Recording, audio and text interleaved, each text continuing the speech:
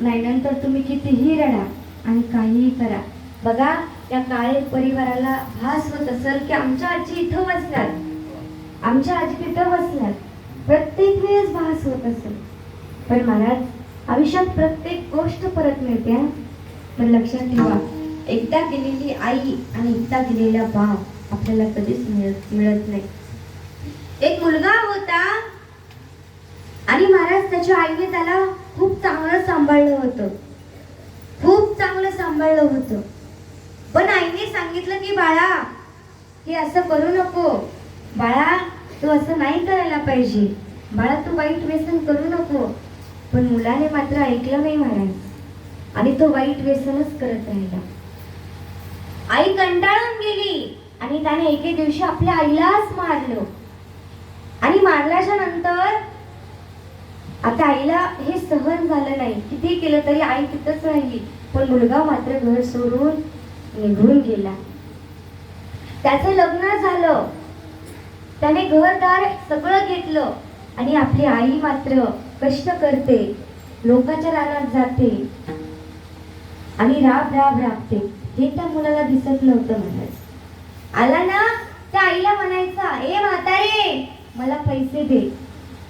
एवढं लहानाचं मोठं आईने केलेलं असतं, फक्त म्हातारे हा शब्द ऐकण्याकरता का हो, मुळीच नाही महाराज. पण त्या मुलाला ते कळत नव्हतं. तो वाईट व्यसन करायचा. त्याची पत्नी त्याला सांगायची, काय हो तुमची आई सतत असं करते, तुमची आई तसं करते. आणि मग तो यायचा आणि आईलाच मारायचा. आईला फार दुःख वाटायचं. मग एके दिवशी महाराज त्याला आता त्याची किडनी गेली आणि किडनी गेल्याच्यामुळं शेवटी आई महाराज आईला कळालं की आपल्या मुलाला किडनी नाहीये, आपल्या मुलाची किडनी गेली. काय करावं काय करावं. आईला वाटलं आपल्याला दवाखाने वगैरे तर काही माहित नाही. आईने एका चिठ्ठीवरती सगळा पत्ता लिहिला आणि आई त्या हॉस्पिटलमध्ये गेली. आणि गेलीच्या नंतर आपली किडनी काढली, आपल्या लेकराला दिलं ती किडनी आणि लेकरू बरं झालं. त्यावेळेस तो विचारू लागला, मला किडनी कुणी दिली? किडनी तर भेटत नव्हती, कितीही पैसे दिले तरी. आणि मग कुणी दिली असेल किडनी? त्यावेळेस ते डॉक्टर सांगू लागले की एक म्हातारी आजी होती, तिच्या अंगावरती फाटकं लुगडं होतं आणि त्या आजीने किडनी दिली. त्यावेळेस खूप वाईट वाटलं मुलाला. आणि मुलगा घरी आला आणि घरी आल्याच्या नंतर मुलानं पाहिलं तर आपली आई या जगामध्ये राहिलीच नव्हती. कितीही म्हणायला, ए आई, ए आई एकदाच होत ना ग, ए आई कुठं गेलीस गाई? सांग आई सांग, तुला शोधू मी कुठं ग? सांग आई सांग, तुला शोधू मी कुठं ग? तुझे दार सोडून मी जाऊ कुठं ग? सांग आई सांग, तुला शोधू मी कुठं ग? माझ्या जीवीचा जिवाळा गेला सोडून आम्हाला, एकाएकी आली हवा, आज विझला मायेचा दिवा, आज विझला मायेचा दिवा. आई तुझं ग मी चाले करू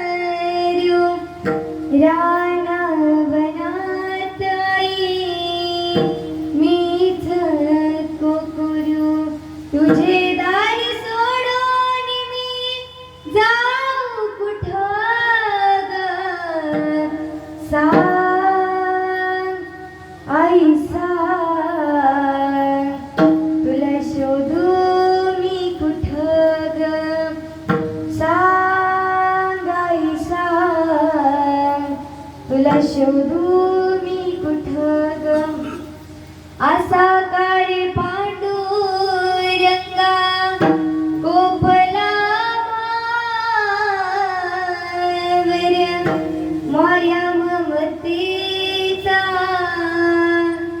आठविला सागर असा कार्य पांडुरंगा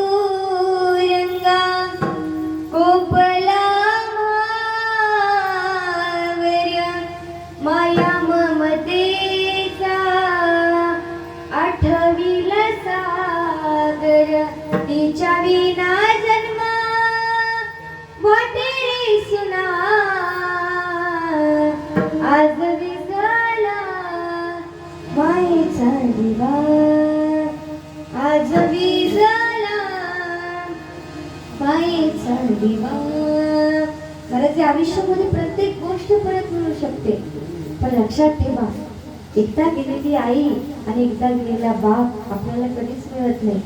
आमची परळीला कन्हैया आध्यात्मिक वारकरी शिक्षण संस्था आहे. मुलंही आहेत आणि मुलीही आहेत. त्याच्यामध्ये 250 मुलं आहेत आणि 60 मुली आहेत त्या संस्थेमध्ये. काही अनाथ आहेत, काहींना आईही नाही आणि वडीलही नाही. ज्यावेळेस दिवाळी येते ना महाराज, त्यावेळेस प्रत्येक जण जातं, अगं माझा मामा आलाय, अगं माझी मावशी आली मला घ्यायला, मला जावं लागल, प्रत्येक जण म्हणतं. पण ज्याला आईही नाही ना आणि ज्याला वडीलही नाही ना ते मात्र रडतात. एकदा एक मुलगी माझ्या जवळ आली, तिला आईही नाही आणि तिला वडीलही नाही. ती म्हणली, ताई बघा ना, मला आईही नाही आणि वडीलही नाही, तो बघा ना, हे सगळे लेकरं दिवाळीला चालले, तो सगळे लेकरं दिवाळीला चालले, पण माझ्या आयुष्यामध्ये माझी आईही राहून घेतली आणि माझे वडीलही राहून घेतले. जर देवाला असंच करायचं होतं ना, मग देवाने मला तरी कशाला ठेवलं, मलाही घेऊन जायचं. मी म्हणलं असं बोलायचं नसतं बाळा, तू आमच्या घरी चल. म्हणजे महाराज, ज्याला आई नाही आणि ज्याला वडीलही नाहीत ना, त्याचं फार अवघड असतं. नवरा बायको होते आणि ते नवरा बायको खूप वर्षानंतर मुलगा झाला, म्हणून बायकोने आपल्या नवऱ्याला फोन केला आणि फोन केल्याच्या नंतर तो मिठाई घेऊन येत होता, पण त्याचं दुर्भाग्य, ऍक्सिडेंट झाला आणि त्याचा मृत्यू झाला. तरी सुद्धा ती आई खचली नाही. त्या आईने खूप कष्ट केले आणि आपल्या मुलाला वाढवलं, आपल्या मुलाला चांगल्या शाळेत टाकलं. आता तो मुलगा 8वीला गेला आणि 8वीला स्कॉलरशिपच्या परीक्षेमध्ये त्याचा प्रथम क्रमांक आला आणि प्रथम क्रमांक आल्याच्या नंतर सांगितलं की ताई तुमचा सत्कार आहे शाळेत आणि तुम्ही या. आईला म्हटलं माझं बाळ आता तरी म्हणल, नंतर तरी म्हणल. आई म्हणली, बाळा तू माझ्यापासून काय लपवतेस का रे? नाही म्हणे, आई मी काहीच लपवत नाहीये. खूप वेळेस आईने विचारलं, पण तो मात्र सांगत नव्हता. आणि मग ती आई जवळ आली आणि म्हणली, बाळा मला तर तुझ्या सरांचा फोन आला होता, तुझा पहिला नंबर आलाय आणि माझा सत्कार ठेवलाय तुझ्या शाळेत बाळा, माझा सत्कार आहे तुझ्या शाळेत बाळा. तेव्हा तो मुलगा म्हणतोय, म्हातारे तू जर शाळेमध्ये आलीस ना तर तुझा आणि माझा संबंध तिथंच संपला. मी नंतर तुला आई म्हणणार नाही आणि तूही मला मुलगा म्हणायचं नाही. दुसऱ्या दिवशी आई गोडधोड करते, त्याचा डब्बा भरते, त्याला कपडे घालते आणि शाळेत पाठवते. आणि आई आपलं कामाला निघून जाते, एक घरचं काम करते, दुसऱ्या घरी कामाला जाते. त्यावेळेस तिथल्या काकू म्हणतात, अगं तुझ्या मुलाचा पहिला नंबर आलाय शाळेत, तुला जायचं नाही का? आई महाराज, आईनं ऐकून न ऐकल्यासारखं केलं. त्यावेळेस त्या काकूच जवळ आल्या आणि म्हणल्या, का ग मी मगापासून ओरडते की तुझ्या मुलाचा नंबर आलाय आणि तुला ऐकायला कसं येत नाही?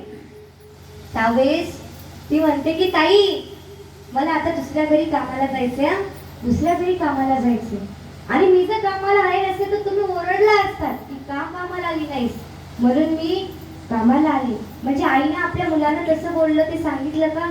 मुळीच नाही सांगितलं महाराज. त्यावेळेस त्या तिला ओढत शाळेच्या गेट पर्यंत घेऊन जातात.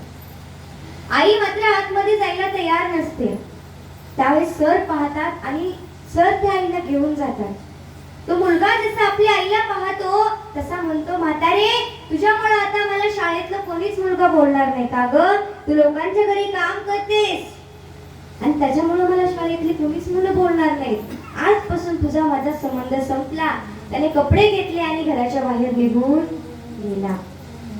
मग महाराज त्याचं नशीब, त्याला नोकरीही लागली आणि बघता बघता त्याचं लग्नही झालं.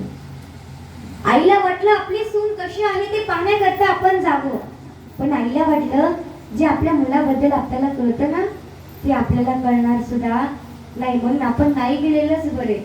मग महाराज खूप दिवस झाले, मूल झालं त्यांना. आता आईला वाटलं आता आपला प्राण गेला तरी हरकत नाही. आईने त्याला जे काही गोडधोड आवडतं ते एका पिशवीमध्ये घेतलं आणि आई मात्र निघाली. बेल वाजवली, सुनबाई आली आणि म्हणली कोण आहे? या ना आजी आत, या ना. त्यावेळेस तिचा आवाज ऐकला मुलाने आणि त्या आईला पायऱ्याहूनच खाली ढकलून दिलं. त्या आईने जे काही आणलं होतं ना महाराज ते सगळं त्या पायऱ्यावरती सांडलं. आईने ते परत वेचलं आणि उंबरठ्यावर ठेवलं आणि आई मात्र घरी निघून गेली. एक पेन घेतला, एक वही घेतली आणि त्यावर लिहिलं आणि ते कागद तिथंच ठेवला आणि आईने विष प्राशन केलं. आईचा मृत्यू झाला. अंतविधी करण्याकरता प्रत्येकाला यावंच लागतो, कोणीही असू द्या. मग तो मुलगा आला आणि मुलगा रडू लागला आणि म्हणू लागला, ए आई, हे बघ आई, तुला तुझी सुनबाई पाहायची होती ना ग. ए आई, एकदाच उठ ना ग. ए आई, बघ ना तुझी सुनबाई. ए आई, एकदाच उठ ना. ए आई, हे बघ, हे बाळ बघ ना. आई, तुला हे बाळ पाहायचं होतं ना. ए आई, एकदाच उठ ना ग, एकदाच उठ ना. म्हणून कितीही त्या आईला हलवू लागला पण आई उठली नाही. नंतर त्यानं पाहिलं की तिथे एक चिठ्ठी आहे.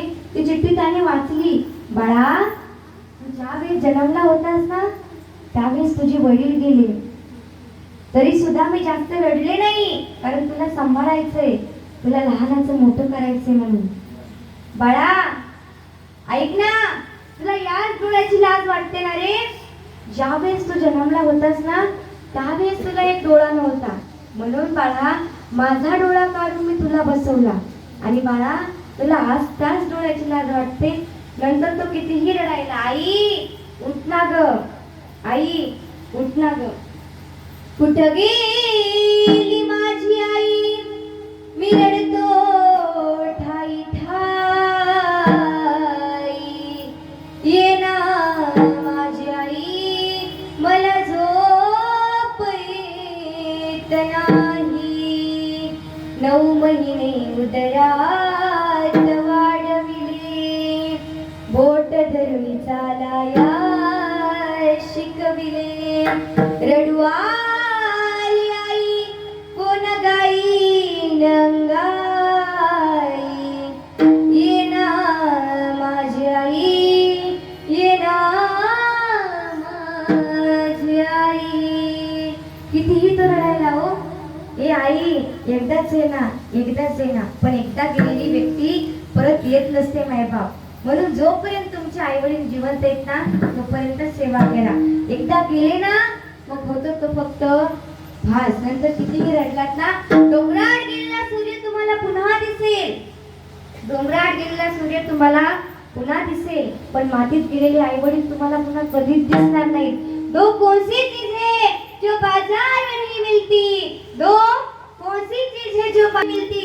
सब कुछ मिल जाता है लेकिन माँ बाप कभी नहीं मिलते, लेकिन माँ बाप कभी नहीं मिलते. या आयुष्यामध्ये महाराज तुम्हाला प्रत्येक गोष्ट मिळेल. आई मिळेल पण आईचं प्रेम मिळणार नाही, बाप मिळेल पण बापाचं प्रेम मिळणार नाही. म्हणून जोपर्यंत तुमचे आई वडील जिवंत आहेत ना तोपर्यंत, एकदा गेले ना मग होतो तो फक्त असो.